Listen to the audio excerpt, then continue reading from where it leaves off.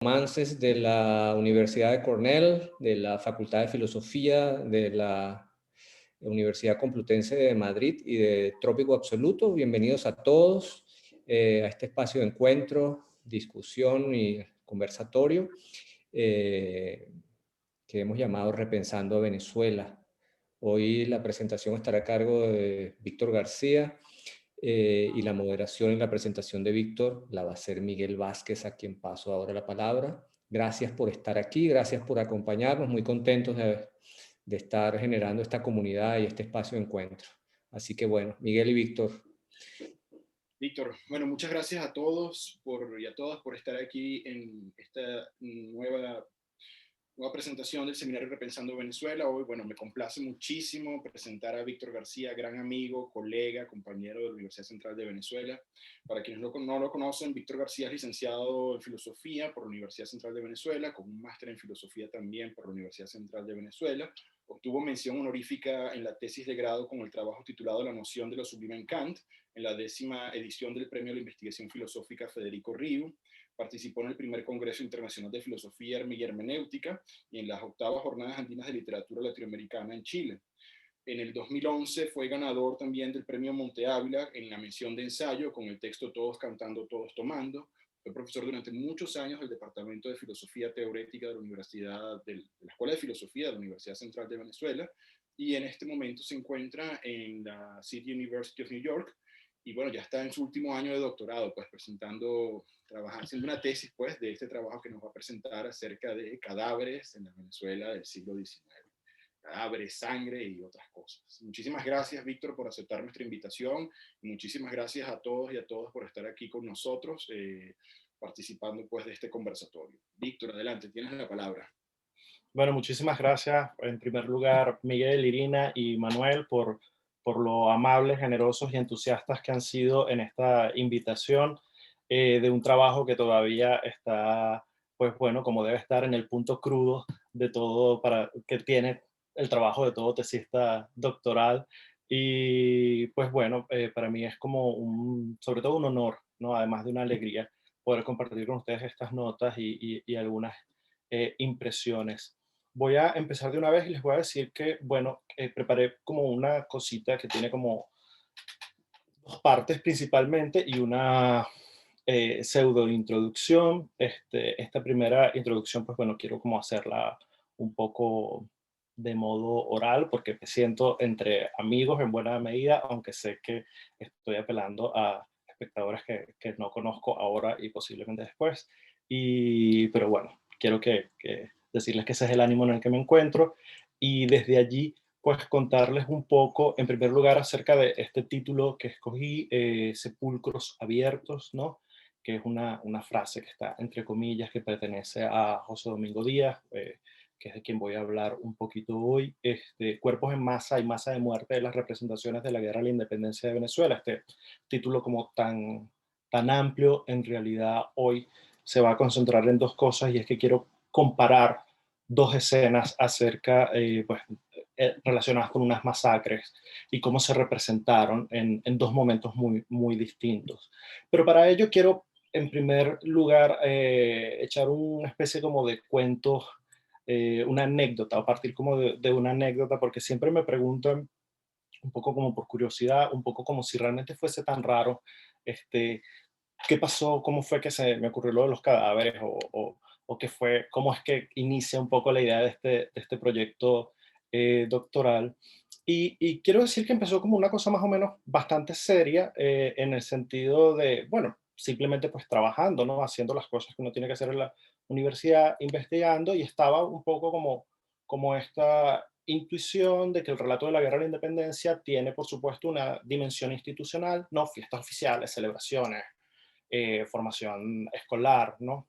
Y también una dimensión que es la de puro cuento de camino, ¿no? Que es sobre todo toda esta dimensión que han estudiado los antropólogos sobre los ritos populares, el lugar, las leyendas de las apariciones de las figuras de los próceres, todo como el carácter espectral, vamos a decirlo así, de la guerra de la independencia, que bueno, que para nosotros los venezolanos, y bueno, digo esto en términos, pues por supuesto, muy agarraditos así como con pinzas. En general, la experiencia es que la independencia está regada por todas partes, ¿no? A donde vayas hay un lugar, hay algo que lo recuerda. Y bueno, estamos justamente también en los años del Bicentenario y con todo el proceso político pues, que hemos vivido eh, durante las últimas 2 décadas. Y bueno, antes también, la independencia siempre ha sido un lugar, vamos a decirlo así, que no se va, ¿no? Entonces yo empecé a preguntarme si habría un lugar en que estas dos lecturas se intersectaran, ¿no? Como la de lo institucional y un poco esto que llamo como los cuentos de camino, ¿no? Y empecé a preguntarme cómo podría rastrearse tal vez una genealogía de esta intersección, que hay de cierto en esta tesis de carrera Damas, bueno, un libro que ya tiene 50 años y que es fundamental un poco para buena parte de la lectura crítica que se ha hecho de la independencia desde los años 70 en adelante, que es bueno, del culto a Bolívar, en el que él establecía más o menos, pues bueno, lo que más se cita, o el eslogan, vamos a decirlo así, un poco como el resumen que se hace del libro, es que esto era un culto del pueblo que se convirtió en un culto para el pueblo a finales del siglo XIX, ¿no? Con Antonio Guzmán Blanco especialmente. Entonces yo estaba como muy curioso sobre si esta premisa, si esta lectura podía armarse un poco, y empecé a pensar en los espacios donde yo he presenciado de alguna forma esta intersección entre el relato institucional y el relato, vamos a decirlo así, popular también, ¿no? Con respecto a la independencia. Y recordé que cuando yo estaba en noveno grado, como todos los que hicieron el bachillerato después de 1987, cuando se aprobó la cátedra, esta cátedra bolivariana, ¿no? Eh, en clase tenía un profesor, bueno, que era un hombre muy grande, con un vozarrón, que gritaba mucho y que nos sentaba en círculo a echarnos el cuento de la historia de Bolívar. Y en una de esas clases que no se me olvida, nos estaba hablando pues de la muerte del Libertador, muy teatralmente, con una cara muy triste, nos dice y nos echa también el famoso cuento de que Bolívar murió muy pobre y entonces el doctor ofreció la camisa y se la quitó para ponérsela al caer de Bolívar, y cuando lo fue a voltear le vio las nalgas al Libertador. Y cuando le vio las nalgas al Libertador, las nalgas del Libertador eran 2 callos. Y había que pensar entonces en lo que había significado el recorrido a caballo, esas nalgas penetrantes de los Andes, más o menos es lo que uno pudiera pensar hoy en día, ¿no? Que liberaron el país. Y entonces, por otra parte, uno piensa, bueno, años después, ahora yo pienso, qué interesante cómo este relato en realidad lo que estaba haciendo en muchas maneras era, bueno, cuidando de convertir hasta en un falo las nalgas del Libertador, ¿no? En cierto sentido, ¿no? Todo él era, todo su cuerpo, incluso el cadáver, y esto es como muy importante, y aquí es donde me empieza a llamar un poco la atención, el cadáver como un lugar que hay que saber dominar, que hay que saber narrar, que hay que poder controlar, que no son cuerpos simplemente que se pueden dejar allí, que son cuerpos que requieren atención.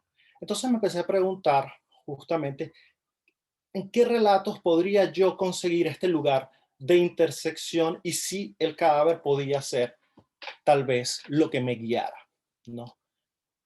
Qué relatos leer y qué buscar. Bueno, esto ha hecho que haya revisado diferentes y descartado, pues como muchos materiales, el asunto en realidad es mucho más elusivo de lo que yo pensé en un primer momento, porque si bien la palabra cadáver aparece todo el tiempo en los relatos de la independencia, su significado va mutando muchísimo. Entonces yo he decidido pues tener un poco este corpus, dedicarme a 3 libros. Hoy nada más le voy a hablar 2: Recuerdos de la Rebelión de Caracas, de José Domingo Díaz, publicado en 1829, que incluye textos escritos justamente en los años de la Guerra de la Independencia.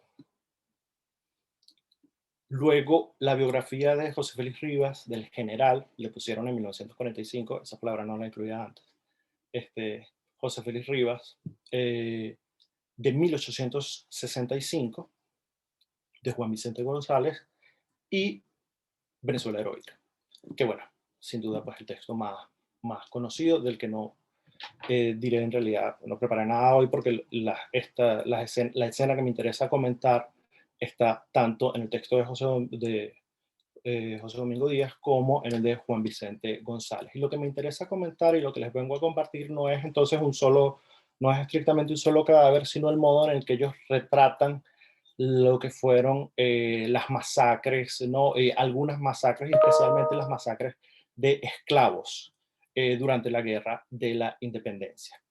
Entonces, a partir de eso, pues bueno, voy a comparar cómo cambió un poco este retrato entre este texto publicado en 1829 de José Domingo Díaz, pero en realidad escrito a finales de 1813, si hemos de creerle, y el otro de 1865, y ver si realmente cambió tanto y qué hicieron con, con, esta, con, esta, con estas representaciones.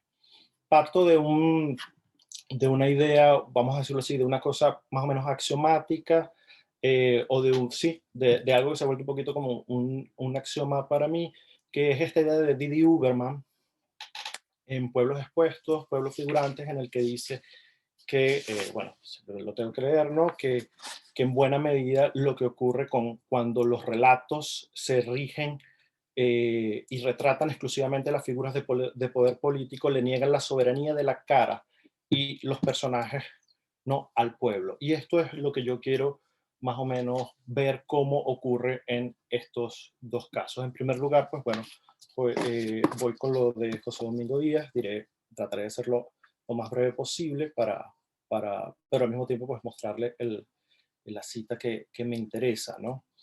Y lo primero que quiero decir es que José Domingo Díaz publica y presenta, ¿no? Recuerdos de la Revolución de Caracas como una explicación sobre los orígenes, desarrollo y desenlace de la Guerra de la Independencia. Está escrito en el exilio, en parte, pero también con cosas que ya había publicado, ¿no? En Puerto Rico lo escribe, lo publica en Madrid, y está dirigido a las autoridades españolas en un momento en el cual los partidarios del antiguo régimen, porque esto es también una cosa que yo quiero decir, me interesa este relato porque es el de alguien que se opone al proceso de la independencia, ¿no? Y con la publicación de este texto estaba alentando incluso la idea de que se reconquistara Venezuela, ¿no? Recuerdo se articula alrededor de una tesis central que es que la peste revolucionaria ha desmembrado el país que solo se sostiene en la memoria.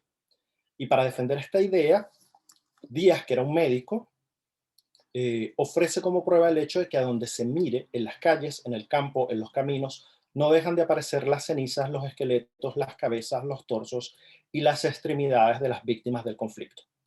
La alusión constante a los cadáveres engrosa el cuerpo de evidencias que comprueban el diagnóstico del doctor Díaz. Y aquí cito: la injusticia, el escándalo, la bajeza y la insensatez de aquella funesta rebelión. De esta manera, Recuerdos, ¿no? Propone una visión del país y en especial de Caracas como un lugar en el que no es posible la vida mientras la revolución esté a cargo, como un suelo de muerte del que solo se puede huir para salvarse, ¿no?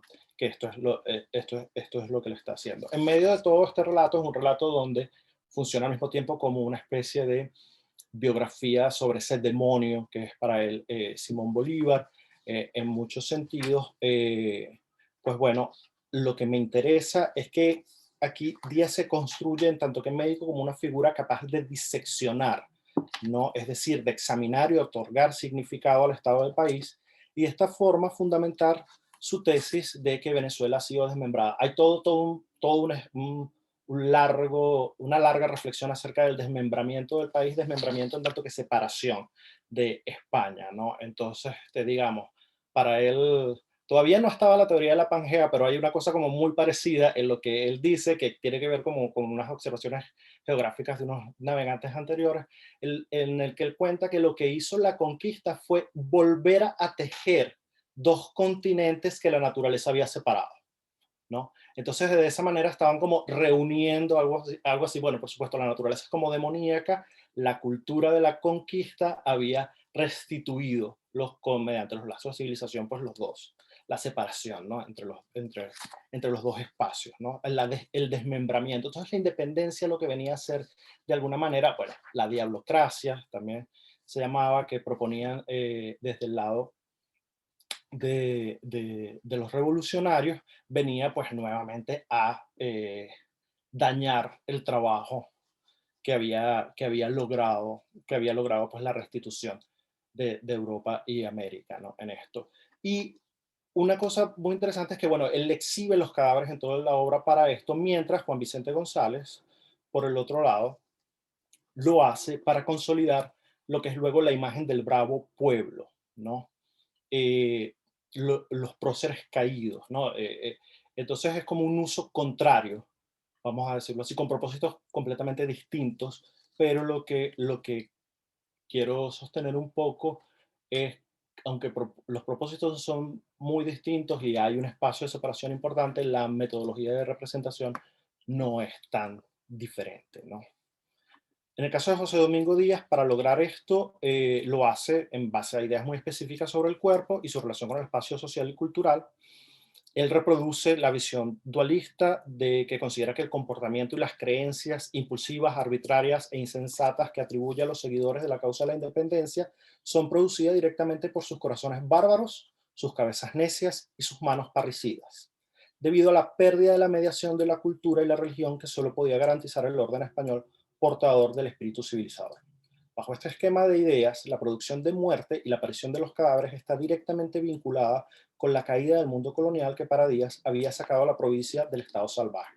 Los revolucionarios suponen así un comportamiento regresivo a un estado precivilizatorio, y Bolívar es presentado explícitamente como la encarnación de, bueno, reencarnación habría que ver, de Huitzilopochtli, ¿no? Él es, así es como visto, y adorado, por eso es adorado masivamente, y por eso está siempre teñido con la sangre de millones. Entonces, la producción de la representación de cadáveres va a tener este tono sacrificial durante todo el texto. De hecho, hay una escena en la cual se narra a Bolívar en un birlocho, no en un carruaje, por encima de los cadáveres que van quedando en la calle, ¿no? En Caracas, ¿no?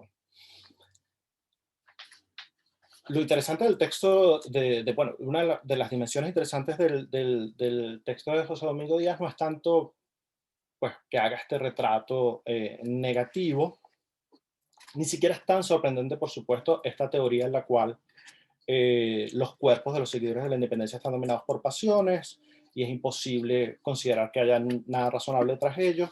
Lo interesante para él es que este esquema tradicional de ideas es incongruente, porque su sorpresa en realidad es que la rebelión la lideran los miembros de la clase más alta de la provincia, la más educada, la más blanca, la que en principio porta el espíritu civilizador español. Y esta contradicción es la que lo motiva un poco a escribir, ¿no? A sus ojos lo que ocurre en el país no es coherente con la visión racializada del comportamiento civilizado bajo la que se ha formado, porque entonces los blancos son los sediciosos y los negros los fieles a la corona. Díaz, que no pertenece, y esto es un elemento como muy importante para entenderlo, no pertenece ni social ni racialmente a la casta más poderosa de la provincia, es un pardo. De pronto se ve confrontado por la pregunta por las formas en las que ha funcionado la cultura en Venezuela para que tenga lugar la traición, el desmembramiento y la muerte que para él supone la independencia. Y a partir de esta contradicción comprende que para mantener el poder sobre la vida y el futuro de la provincia en manos de los españoles es necesario apropiarse de la representación de los cadáveres y de la muerte producida por la guerra, administrando, organizando y enlistando, ¿no?, a los caídos. El libro termina con lo que se conoce una tabla de sangre, o lo que se llama las tablas de sangre, que era una lista de, pues bueno, de los caídos, de los muertos, y también un poco anotando cuáles de los miembros que habían participado en la independencia seguían vivos, como diciéndole, miren, señores en la corona, es estos de esta lista que está aquí los que a ustedes les falta. ¿Okay? Yo les estoy pasando aquí un poco como lo que tienen, ¿no? Lo que tienen un poco que hacer. Entonces, me interesa especialmente esta contradicción que él ve en que cómo es posible que la clase más blanca, la más formada, sea la que esté a favor de la independencia, y mientras tanto los negros son, y en buenas partes, y no nada más, pero en general las poblaciones de color. Lo que pasa es que se va a enfocar en buena medida, en la escena que me interesa es de una masacre de esclavos, se va a enfocar en esta diferencia racial, va a ser un discurso muy racializado, como muy fuerte, y a partir de ahí, pues, presenta, esta es como la escena de masacre de cadáveres de negros que más me interesa, tal y como él lo llama. No los llama morenos, él no los llama, bueno, habla directamente de esclavos o de negros, ¿no?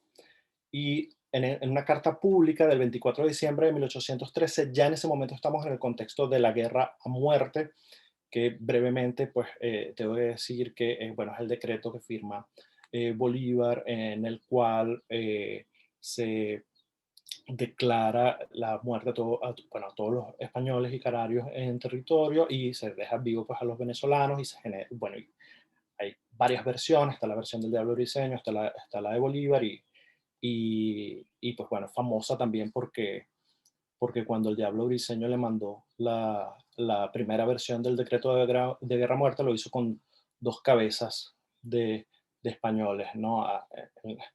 En la carta, ¿no? Y pues bueno, está toda la discusión. Básicamente buena parte de la discusión del bolivarianismo después es disculpando a Bolívar con respecto a que haya firmado el decreto de guerra muerte. Fíjense en este retrato de, de cadáveres en masa que hace José Domingo Díaz, es corto. Dice: mira esa multitud de honrados cuyas espaldas has despedazado inhumana y públicamente con azotes, bañados en llantos, más por esta ingratitud que por sus dolores. Mira, en fin, ese crecido número de cadáveres que diariamente salen de las mazmorras, llevando en sus negros y desfigurados semblantes la verdadera imagen del criminal que los ha sacrificado.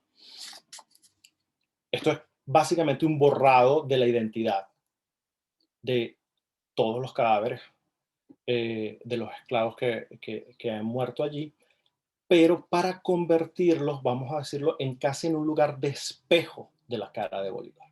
Lo que nos está mostrando es este amontonamiento de cadáveres, y lo que nos está diciendo que lo único que se ve allí en ellos es la verdadera imagen del criminal que los ha sacrificado. Y me interesan estas dos palabras, criminal y sacrificio, porque estamos en un momento donde no hay algo así como una referencia a la ley para saber dónde está el crimen en sentido estricto. Entonces, claro, la narración va a ser un poco que el crimen tiene que ver con haber violado los códigos cristianos, ¿no? Que serán como la referencia en buena medida, más moral que legal, ¿no? En sentido estricto, y que los ha sacrificado un poco, pues bueno, por toda esta dimensión en la que yo les había dicho un poco antes, que hay una dimensión, vamos a decirlo así, para José Domingo Díaz, de vuelta, de regresión a un estado precivilizatorio, ¿no?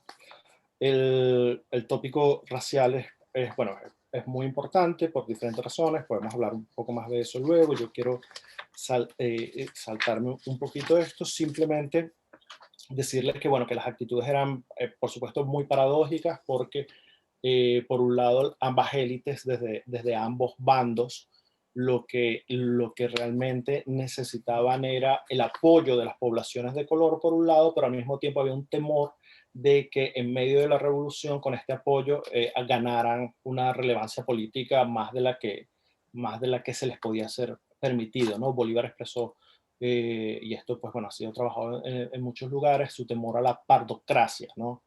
En sentido estricto. Y vamos a decirlo así, lo que realmente es inconcebible es que las manos de las poblaciones de color se escapen del control de las cabezas de los blancos, ¿no? De ambos bandos, al menos un poco en estos relatos. Y por otra parte, lo que él se pregunta entonces es qué hay que hacer, cómo hay que evitar entonces esta continua prosecución de masacres. Para él lo único que se puede hacer es seguir el ejemplo de Miranda en medio de todo este episodio. Y el ejemplo de Miranda, al cual él llama, por supuesto, el menos malo de los sediciosos porque aceptó a cambio de 1000 onzas de oro, dice, esto es la versión de José Domingo Díaz, la capitulación del ejército patriota que casi inmediatamente condujo a la caída de la Primera República, ¿no? Díaz incluso añade que él puso 250 onzas de oro para pagar la Miranda de ese monto.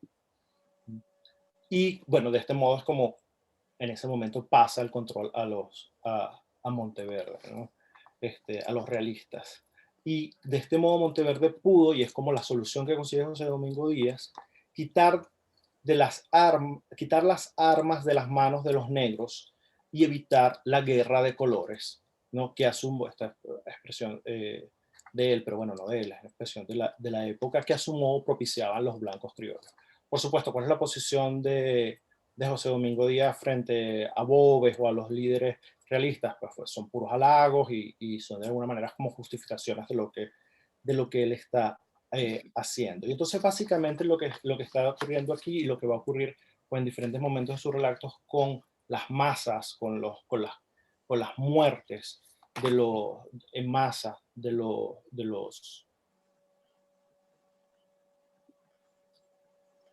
la gente, ¿no? Del pueblo, del bravo pueblo, desde el lado de los independentistas de Irak, es como utilizarla, ¿no? Estratégicamente para alentar pues, la idea de que Venezuela tiene que volver a ser reconquistada. Tengo pues una cosita con respecto a lo de Juan Vicente González, pero creo que me he tomado como más tiempo del que debería, entonces quisiera parar acá y más bien como con sus preguntas contarles un poquito cómo es que se cuenta este mismo relato, pero del otro lado 30 años después. Muchas gracias, Víctor. Muchísimas gracias por tu intervención. Y bueno, no, aprovecho las preguntas para eso, pues para comentar pues esta otra posición que quedó pendiente. Muy bien, ¿alguien tiene alguna pregunta? Adelante, Sonia. Hola, buen día. Hola, Sonia. Hola, Víctor.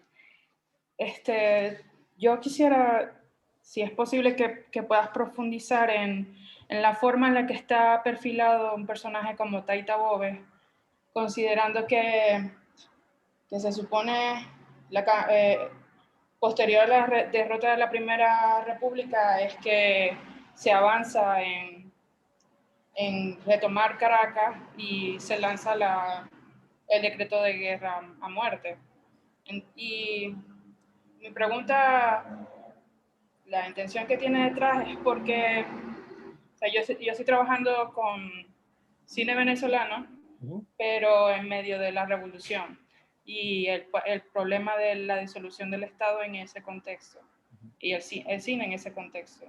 Y a mí me parece muy interesante cómo dentro de lo que fue la institución creada por el Estado bolivariano, que es la Villa del Cine, se hizo una película como Taita Boves. ¿Y qué significó esa película dentro de esa producción que buscaba arropar en un manto heroico la revolución bolivariana? O sea, y es que también estoy pensando en un caso bastante interesante también, que fue la transformación de alguien como Cipriano Castro, que después de que se logra la democracia en Venezuela, la película más reciente de ese momento, Cipriano Castro es perfilado como un dictador, pero el Cipriano Castro de la revolución es antiimperialista. Entonces, te estoy poniendo estos parámetros que fue como, entonces, ¿qué es Taita Boves para la revolución? Y esa es mi pregunta dentro de la tesis, junto con otras películas que estoy trabajando. Entonces, estos textos que tú que trabajaste me llaman la atención porque entonces, ¿cómo está perfilado allí Taita Boves? ¿Y por qué? Bueno. Si quieres que recojamos todas las preguntas o varias preguntas y después... Yo no tengo cabeza para aguantar tanto, así que mejor déjame atender esto un poquito porque se me vino una imagen que fue justamente de la película Taita Boves. Seguramente Alicia tiene muchas cosas que decir, sé que la está trabajando también, o me pareció en alguna vez pues me lo comentó Alicia, a quien le debo, entre otras cosas, llamarme la atención con respecto a José Domingo Díaz. El retrato de Boves en Recuerdos de la Revolución de Caracas es básicamente del hombre que está recobrando el honor por la provincia, ¿no? Entonces, por ejemplo, su llamado a, o sea, José Domingo Díaz no dice nada del famoso llamado de Boves a salir a matar a los blancos que se consiguieran en el camino, ¿no? Porque esto más bien es como un atributo de Bolívar. Es un texto que te puede servir mucho, en buena manera, para ver las similitudes que pueden haber en el tratamiento de monstruosidad de Boves tradicional, pero aquí aplicado, pues de alguna manera, que hubiese pasado, cómo hubiese sido un poco el relato de haber ganado el otro bando, pues la guerra. Con respecto a la película, no, pues bueno, la pregunta tuya, pues es tuya y pertenece un poco a tu investigación, no podría como decir exactamente nada, pero sí me llamó mucho la atención que una de las primeras escenas, creo que la segunda escena de la película o la tercera, es cuando están justamente azotando a una esclava que está embarazada.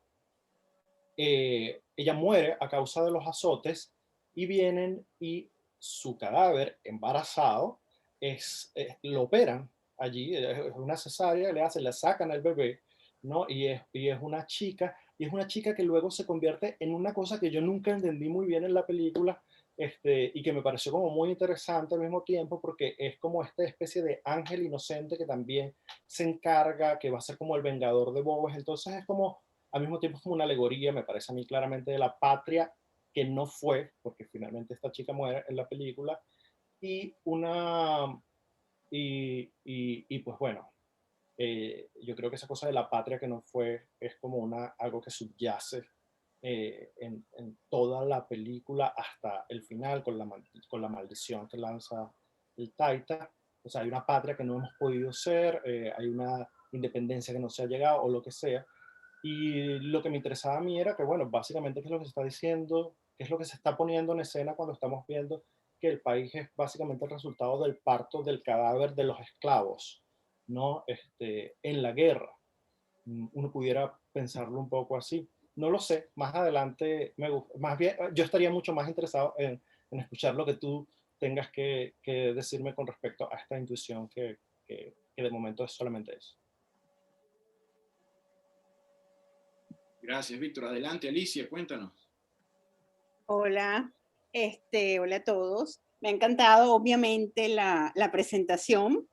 Me parece que además tiene una revisión absolutamente original del periodo y una manera de entender distinto todo el proceso, que es realmente muy, muy importante, además de interesante. Pero yo me voy a poner un poquito más sistemática y me voy a ir al texto que nos diste, que también me gustó mucho y que además me parece que complementaste muy bien lo que nos presentaste y ahora y lo que escribiste. Entonces, bueno, tengo un montón de preguntas que además te haré la mayoría en privado, pero quisiera comenzar simplemente con dos preguntas. Primero, ¿cómo defines lo biográfico y en qué medida puedes considerar Venezuela Heroica como un texto biográfico? Entonces, me interesa mucho que nos cuentes un poquito cómo unes esos tres textos tan importantes. Y entonces, en función de esta pregunta, me encantaría que nos contaras un poco, que no lo has dicho ni escrito ni oralmente, cómo tienes organizada la disertación. Porque es fascinante la idea, pero bueno, estás tomando parajes. Y, o sea, ¿cómo está organizada la disertación en sí? Me interesaría mucho metodológicamente ver cómo lo trabajas.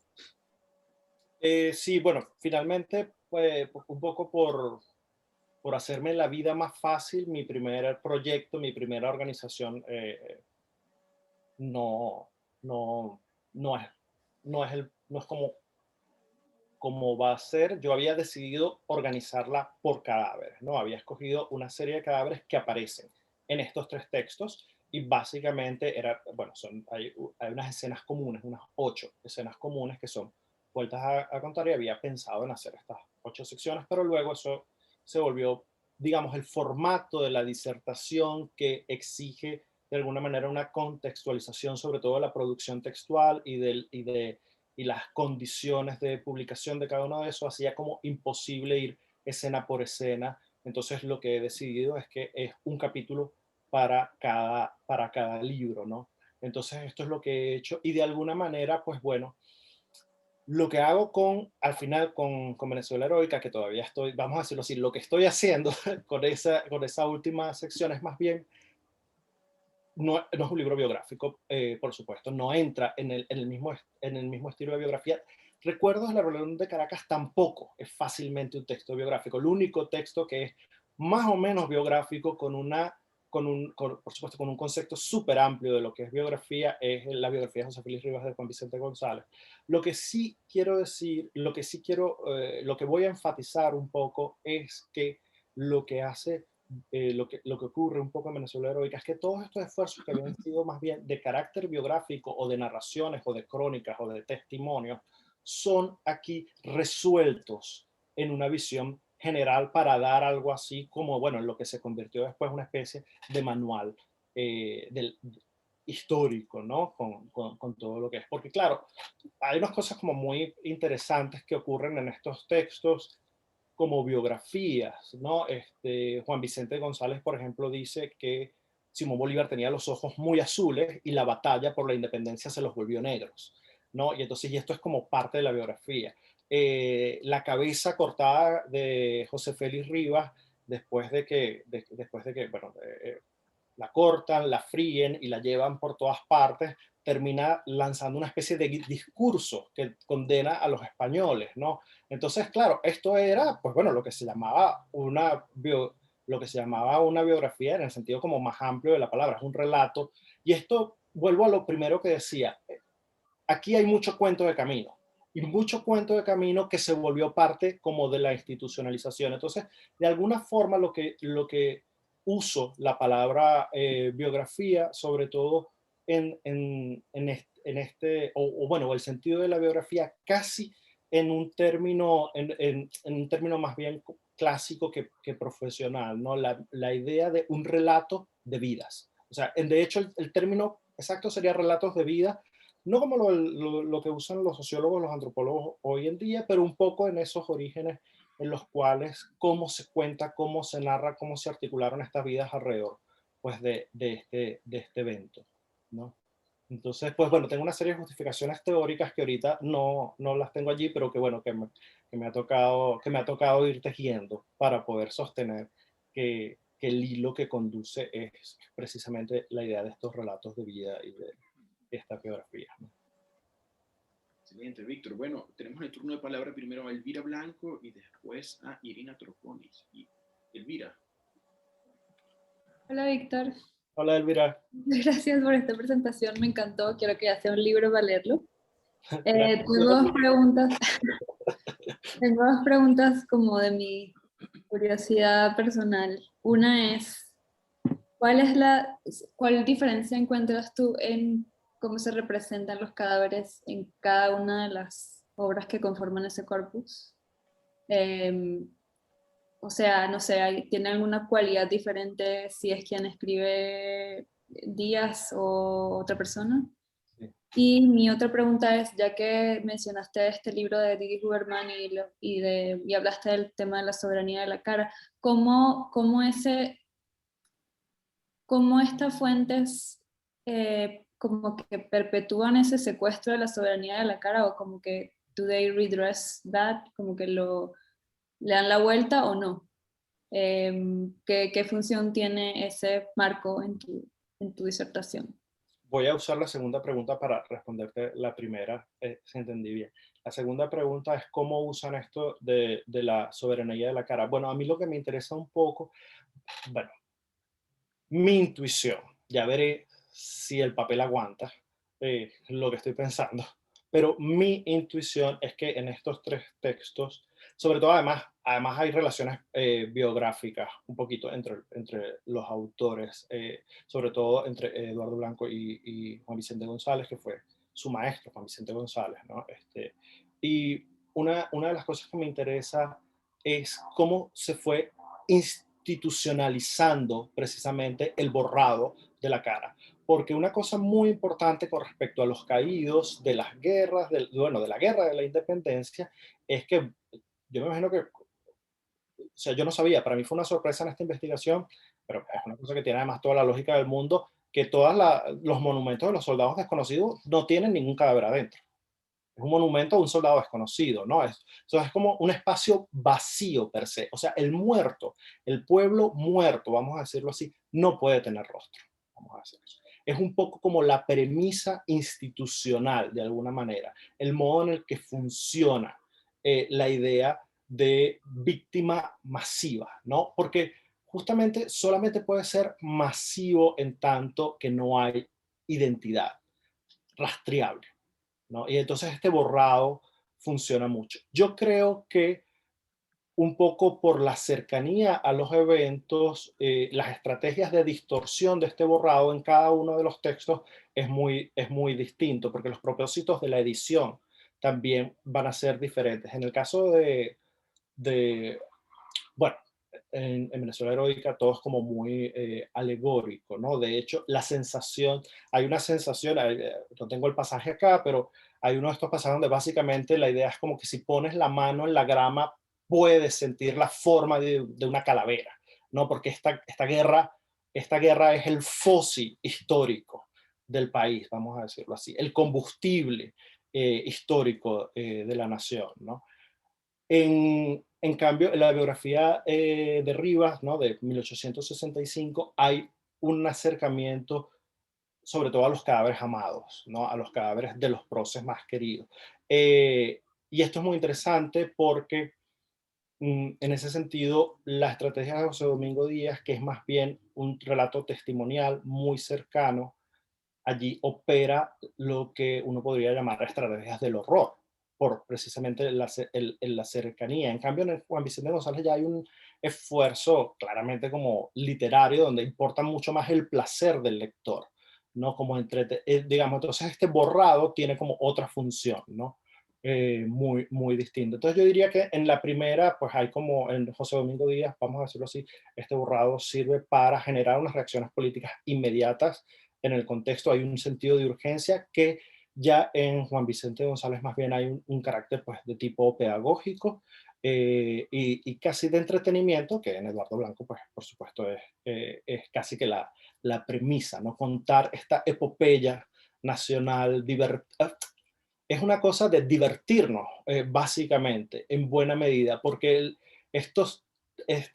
bueno, es un texto construido con un sentido estético y del placer muy claro, ¿no? En la recreación de estos pasajes que son humanamente horrorosos, ¿no? También. Adelante, Irina. Gracias y gracias, Víctor, por tu presentación. La verdad que siempre es un placer escucharte y por mí pudiera seguir hablando siempre. Pero aprovecho que Alicia mencionó el texto que había circulado porque sí quisiera preguntarte dos cositas. Uno, en el texto que mandaste, hablas, y te voy a citar, dices, refiriéndote a la biografía de José Félix Rivas, dices, constituye en muchos sentidos el ejemplo más exacto de la imagen que caracteriza lo que he denominado el memento mori nacional. Y me interesa como conceptualmente que me hables un poquito más acerca de eso que estás denominando el memento mori nacional, por un lado, y por el otro, y quizás vinculado o no, me preguntabas, y de nuevo, esto viene a cómo estás conceptualizando el cadáver. Please recharge in time. El espíritu de Bolívar. Sí. Y bueno, Please recharge in time. Voy, no te ya, preocupes. Listo, ya. Dame un segundito. Ok.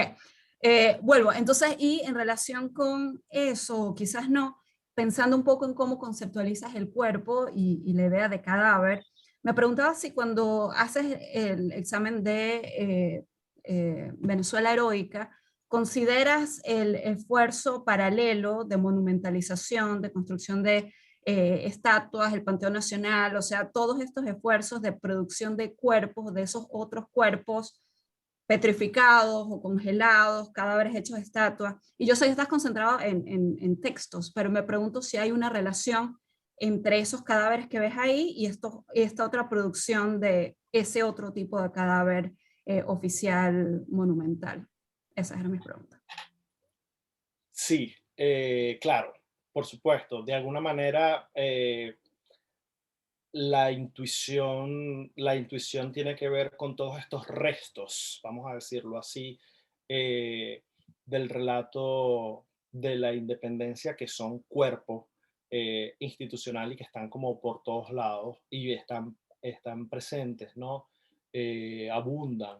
Yo no estoy muy seguro todavía. Creo que para darte una respuesta exacta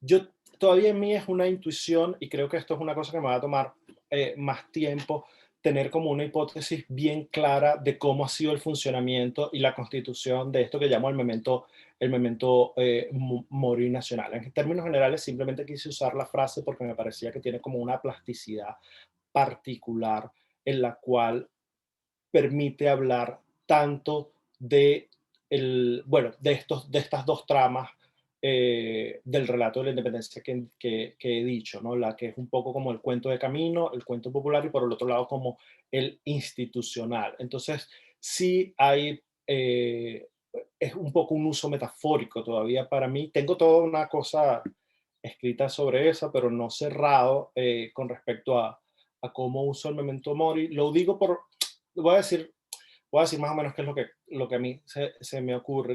Una de las imágenes centrales que tenía, que no estaba trabajando, era, antes del cadáver, era la idea del Panteón Nacional. Era la idea de pensar el Panteón Nacional como un poco como el corazón institucional de la memoria nacional, vamos a decirlo así, como un lugar central, ¿no? Y cómo se ordenan el grado, vamos a decirlo así, como el grado de venezolanidad, de patriotismo, tiene que ver con el cadáver mayor, que es el cadáver de Simón Bolívar, y cómo se ordenan los demás. Y esto lo decía también en base a una intuición.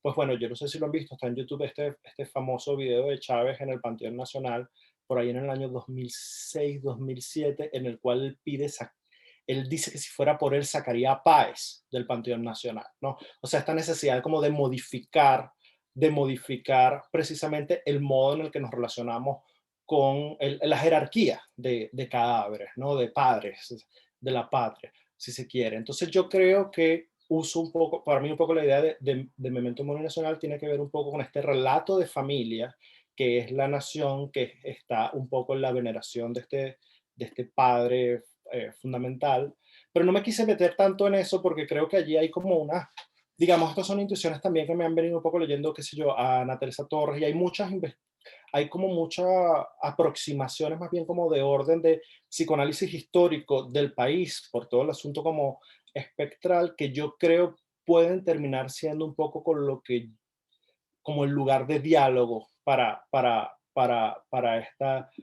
esta imagen, ¿no? Del memento mori. De momento es un poco eso, en el sentido de que, bueno, nos relacionamos con estos extractos, con estos restos de muchas maneras, ¿no? Y están por todos lados. Gracias, Irina. Bueno, yo quería hacer una pregunta, Víctor. Ajá. Al comienzo de tu exposición mencionabas esta cosa nalgosófica, pues, de saber de nalgas, a propósito de la cátedra bolivariana. Y yo quería, fíjate, esa anécdota que tú cuentas es básicamente, yo también vi clases de cátedra bolivariana, y esa cosa con las nalgas tiene que ver precisamente, los dos relatos de nalgas de Bolívar aparecen en El General en su laberinto, que se transformó como un texto divulgativo en cátedra bolivariana, y también el texto de Herrera Luque, el Bolívar de carne y hueso, también era como un texto divulgativo de esos que paseaban pues en noveno grado para que los estudiantes se familiarizaran con una especie de Bolívar humanizado.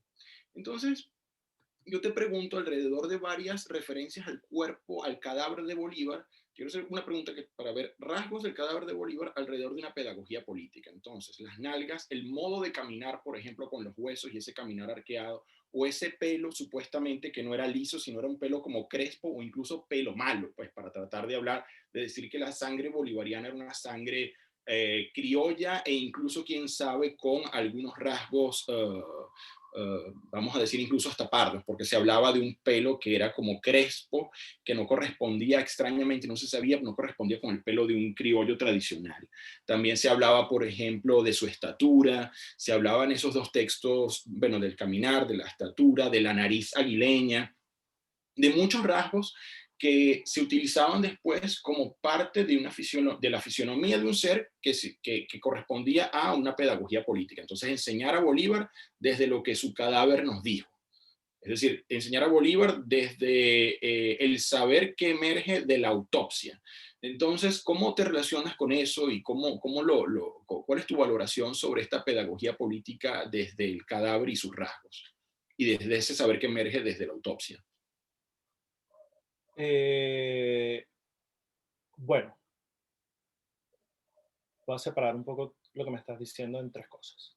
Como por un lado, lo que digamos, como el valor pedagógico del cadáver en general y del gran cadáver del padre de la patria. Esto está, pues bueno, esto circula inmediatamente, la autopsia de Bolívar circula más o menos inmediatamente y es un texto que está, por supuesto, hecho para sus partidarios, para halagar un poco el sacrificio del padre. Entonces, claro, se aprende historia observando su cuerpo, pero yo creo que en realidad mi profesor de cátedra bolivariana, ahora volviendo como a la anécdota con la que iniciaba, no estaba pensando tanto en esto, sino que estaba pensando en, está muy mal que no recuerde exactamente qué, pero yo creo que lo que habíamos estado discutiendo en ese momento era porque era ofensivo el cuadro que, si no me equivoco, un pintor chileno, además es un cuadro como emblemático, importante, hace poco, en los años 90,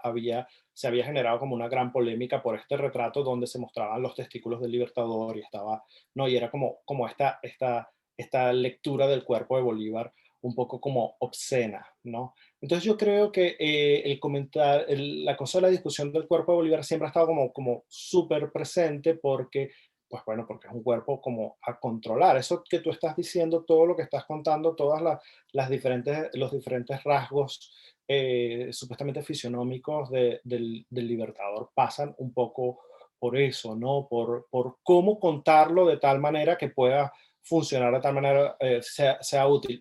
Tal vez la versión más contemporánea de eso sea el asunto de las pruebas de ADN, ¿no? El retrato institucional más reciente.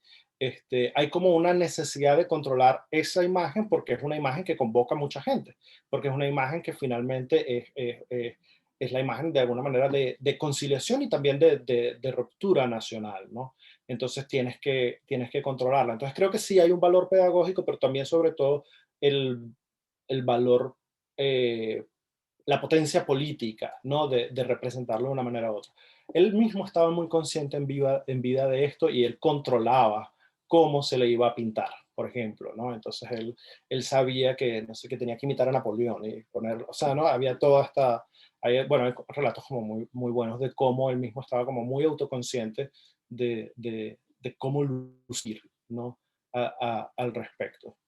Entonces yo sí creo que habría como que separar un poco y ver que es como muy difícil distinguir, ¿no? Cuando el uso pedagógico en realidad responde a una discusión presente y al mismo tiempo pues, continua sobre qué hacer con esta imagen, no tan omnipresente. Gracias, Víctor. Muy bien. ¿Alguien más tiene alguna pregunta? Adelante, Alicia. A menos de que alguien tiene otra pregunta, porque ya yo pregunté, solo que bueno, aprovechando que nadie levanta la mano, le doy. Bueno, otro elemento que a mí me parece fascinante y me parece que das en la clave de esa originalidad de la que hablaba, que además es una originalidad importante de determinar, es ese hilo conductor, volviendo al texto, que mencionaste un poquito en la presentación, pero lo desarrollas mejor en el texto, que es utilizar el decreto de guerra a muerte, si entendí bien, como hilo conductor entre los tres textos. Creo que definitivamente es la clave, porque a partir de allí empieza entonces el cuerpo como botín de guerra, y bueno, las anécdotas, como tú decías, son muchísimas. Ahora, ¿cómo vas a navegar eso con Venezuela Heroica y con José Félix Rivas? Y ¿cómo te apropias de eso con todo el derecho y la originalidad de lo que estás diciendo con el propio José Domingo Díaz? Porque yo no recuerdo, y a lo mejor estoy mal, que él hable específicamente del decreto, pero de todas maneras, porque no lo mencionen no quiere decir que no está allí y que es parte de los reclamos que se le hacen al héroe y que se están tratando de compensar en los otros contextos.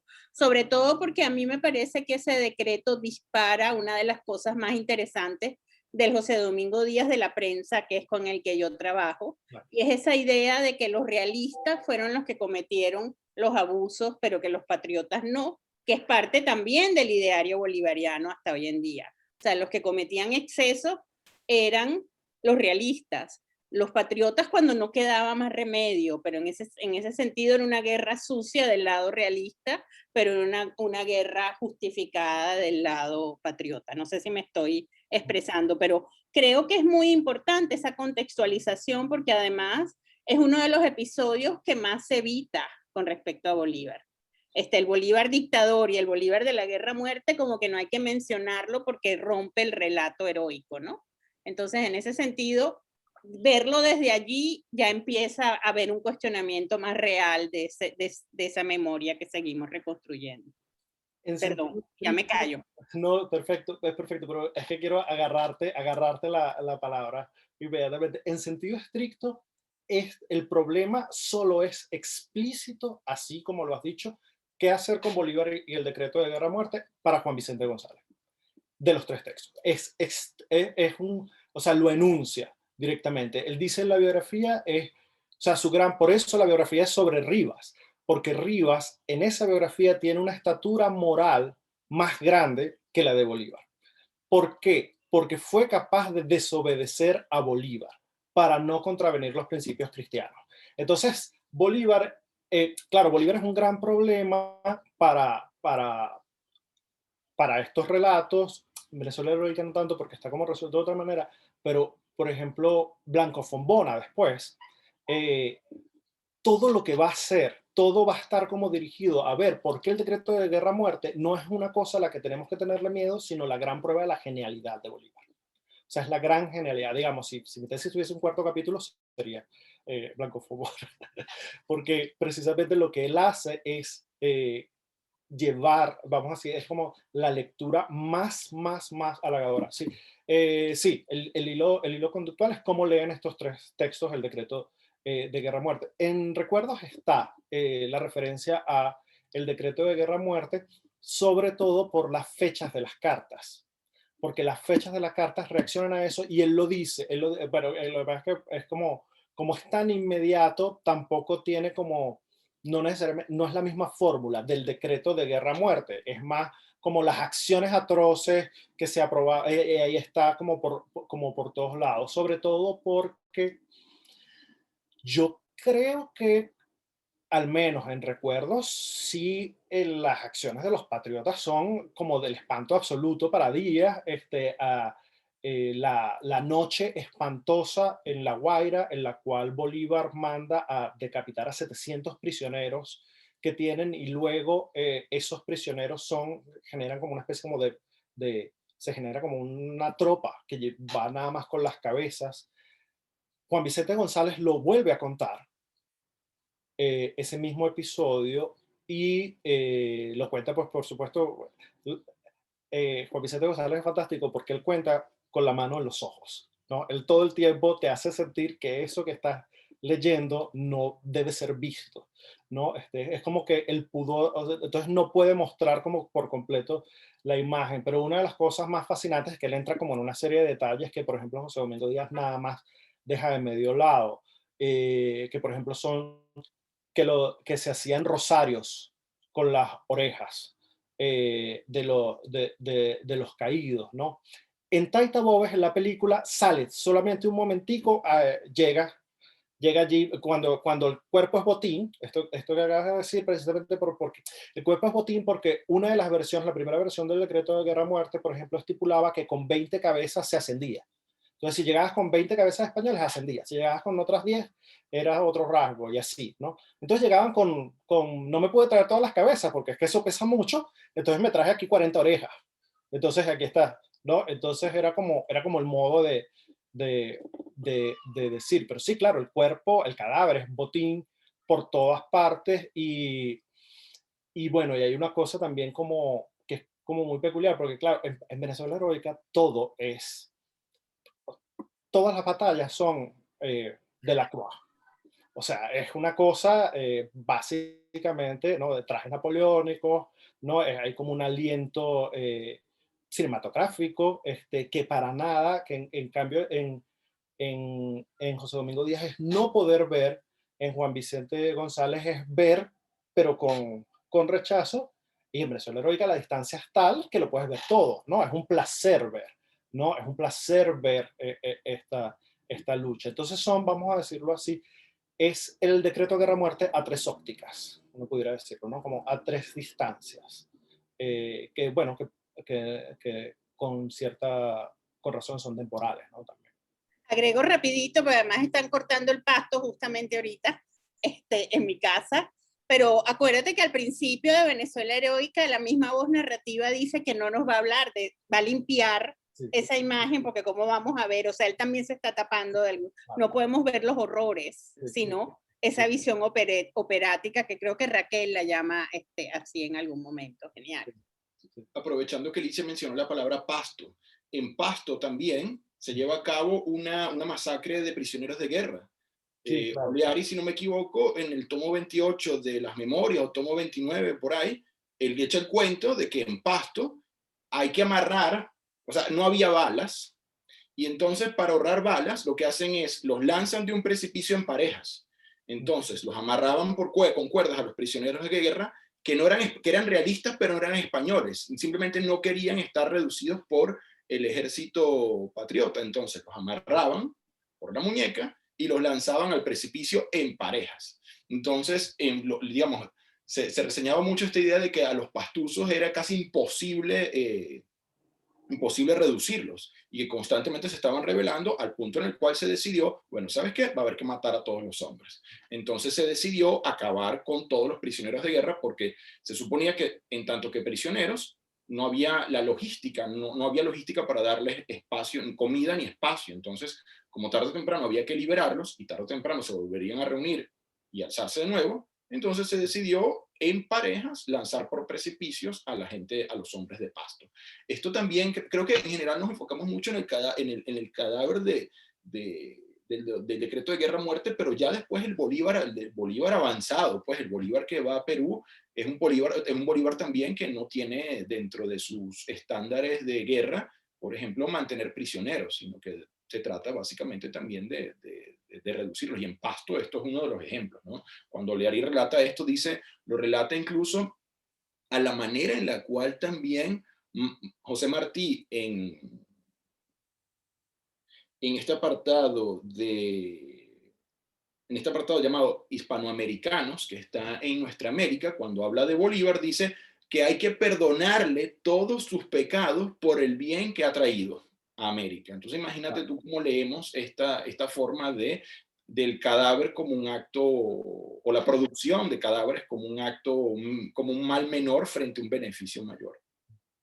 ¿Por qué en pareja, Vicente? Porque no había, o sea, no había balas. Para ahorrar en cuerdas, los amarras en pareja y los matas de a dos. O sea, no los podías lanzar de a uno, sino los amarrabas de a dos y los lanzabas. Era una cosa muy, así lo describe Oleari. Lo de las parejas no lo sé. O sea, no sé cuál era la longitud del precipicio que simplemente describe que los amarraban como si estuviesen esposados. Me imagino que ya estaban esposados para reducir su movilidad, porque por eso los ponían en pareja, como cuando ponen en parejas a los presos y los lanzaban. No conozco los detalles de por qué no en trío, sino en pareja. Bien. Lo de las parejas, bueno, lo del episodio de Ecuador está referido en Recuerdos de la Rebelión de Caracas también, porque es una de las cosas que espanta a José Domingo Díaz. Oliari, si yo salgo vivo de la tesis en algún momento, por decirlo así, siempre digo, lo dejo para la jubilación, no, mentira, por supuesto, pues ahí está como referencia, pero bueno, no es a quien me estoy dedicando. La cosa de las parejas, fíjate, aparece en José Domingo Díaz, es como considerado como una de las formas de tratos más crueles por parte de Bolívar y de los independentistas, que es que, según lo que él cuenta, en las prisiones de la Guaira agarraban, cuando traían un nuevo prisionero, lo amarraban al cadáver de alguien que había estado preso por más tiempo. Entonces, como para que viese qué era lo que le iba a pasar, ¿no? Esto justamente en los años apenas empieza el decreto de guerra-muerte, porque son las cartas que Díaz escribe en el 13 y en el 14, en esos 2 años. Entonces lo de las parejas, pues bueno, habría que ver por qué, yo no sé muy bien, tampoco tendría la curiosidad misma de Vicente, pero por allí está, aparece en otros momentos también. Alicia, gracias por mencionar la palabra pasto para poder traer este episodio. Sonia Sofía, cuéntanos. Aprovechando el comentario que hizo la doctora Alicia, con respecto insisto en la figura de Taita, porque es parte de lo que estoy trabajando para la tesis, y es que ciertamente en el caso de estas producciones que genera la Revolución Bolivariana a través de la Villa del Cine, que son en su mayoría de corte histórico, hay una reconfiguración de la historia republicana de Venezuela.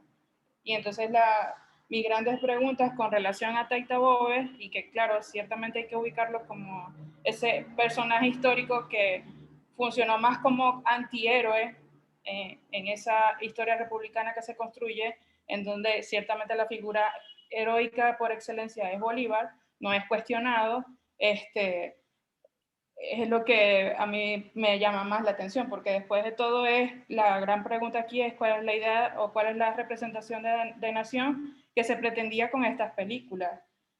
¿A qué historia se pretendía apuntalar en esa idea de nación que se pretendía construir a través de ese cine? Entonces, por eso me parece que en el caso de Taita Bóves es una película medio problemática, si se quiere, por lo que significó Taita Bóves en la historia del país.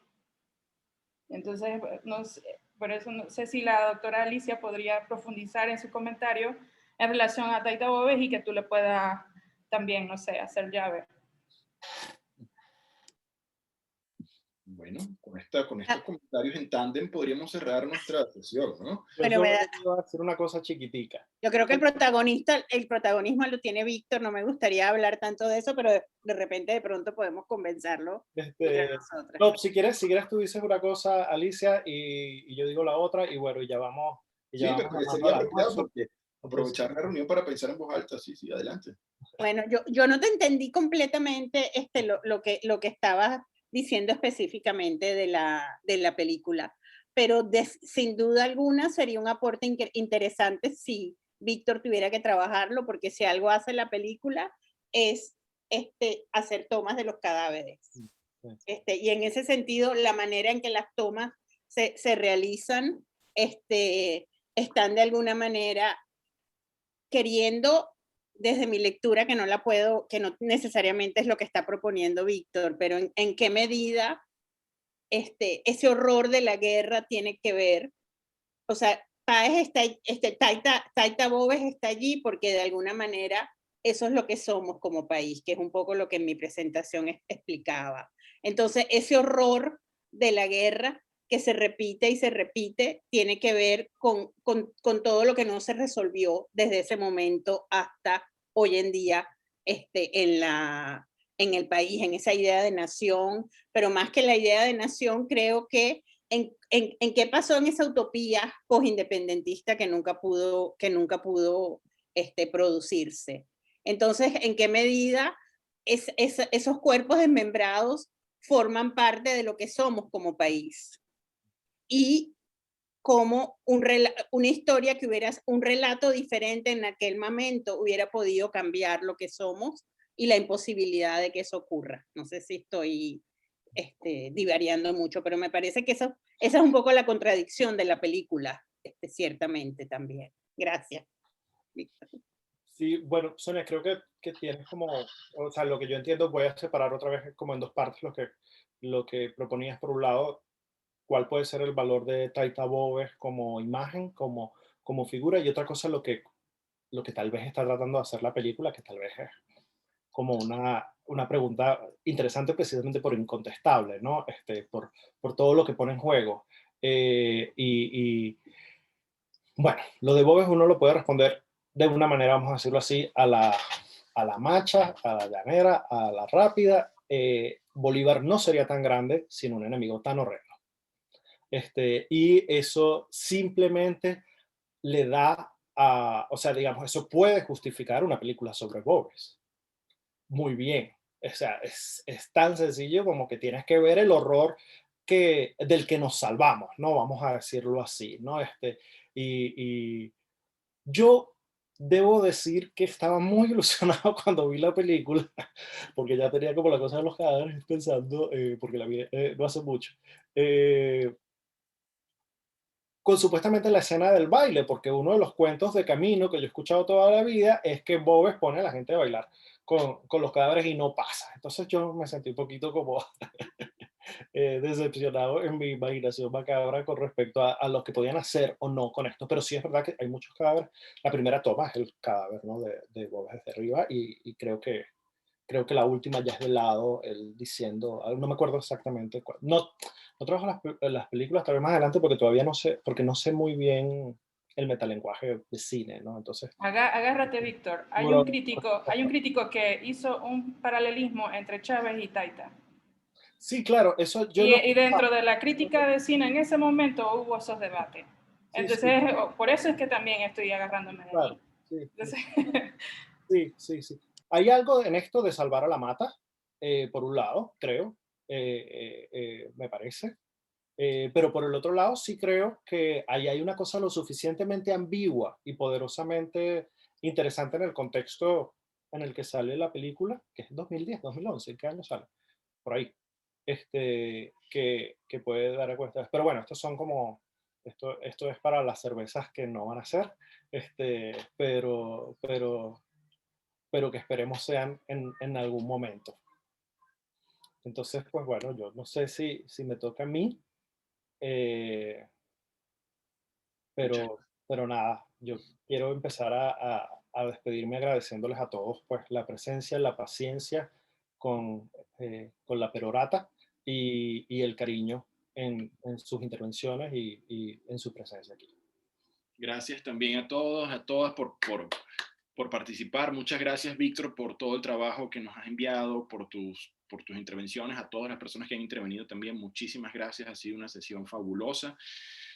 Bueno, no nos queda más que invitarlos a nuestra próxima sesión con Magdalena López, que va a ser el viernes que viene, Irina. Sí, el viernes que viene. Entonces, muchísimas gracias a todas y a todos. Ha sido, bueno, una sesión estupenda. Y bueno, nos vemos la semana que viene. Gracias, Víctor, por todo el trabajo y todo el esfuerzo. Y bueno, nos volveremos a ver. Gracias a ustedes por todo el trabajo. Chao. Gracias. Chao. Cariños.